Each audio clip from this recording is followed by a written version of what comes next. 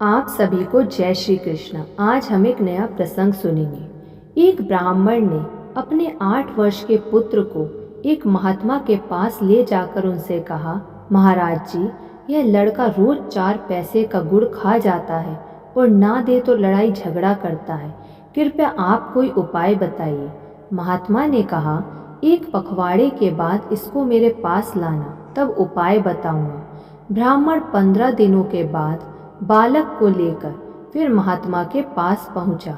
महात्मा ने बच्चे का हाथ पकड़कर बड़े मीठे शब्दों में कहा, बेटा देख, अब कभी गुड़ ना खाना भला और लड़ना भी मत। इसके बाद उसकी पीठ पर थपकी देकर तथा बड़े प्यार से उसके साथ बातचीत करके महात्मा ने उसको विदा किया।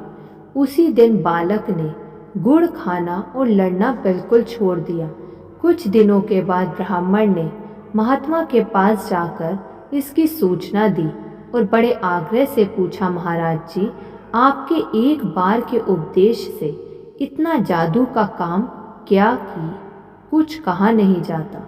फिर आपने उसी दिन उपदेश ना देकर 15 दिनों के बाद क्यों बुलाया? महाराज जी, आप उचित समझे तो इसका रहस्य बताने की कृपा करें। महात्मा ने हंसकर कहा, भाई, जो मनुष्य स्वयं संयम नियम का पालन नहीं करता, वह दूसरों को संयम नियम के उपदेश देने का अधिकार नहीं रखता। उसके उपदेश में बल ही नहीं रहता।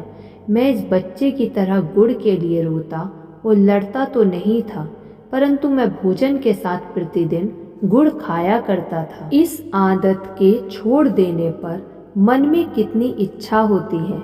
इस बात की मैंने स्वयं एक पखवाड़े तक परीक्षा की और जब मेरा गुड़ ना खाने का अभ्यास दृढ़ हो गया, तब मैंने यह समझ लिया कि अब मैं पूरे मनोबल के साथ दृढ़ता पूर्वक तुम्हारे लड़के को गुड़ ना खाने के लिए कहने का अधिकारी हो गया हूँ।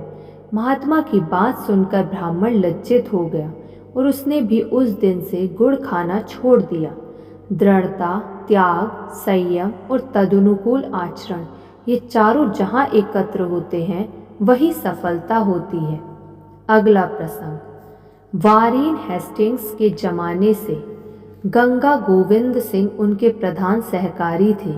गंगा गोविंद सिंह का अत्याचार इतिहास प्रसिद्ध है। उन्होंने प्रजा को काफ़ी लूटा था और अपने धन के भंडार भरे थे।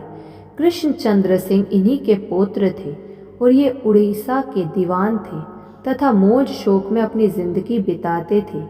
एक दिन ये अपनी जमींदारी का काम देखकर घर लौट रहे थे।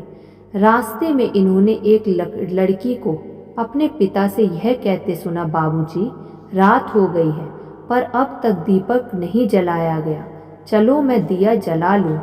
लड़की के इन सहज शब्दों का विलास वैभव में रचे पचे हुए युवक कृष्णचंद्र पर बड़ा प्रभाव हुआ। उनके हृदय में अपूर्व भाव जाग उठा। उन्होंने सोचा, लड़की ने कितनी अच्छी बात कही है।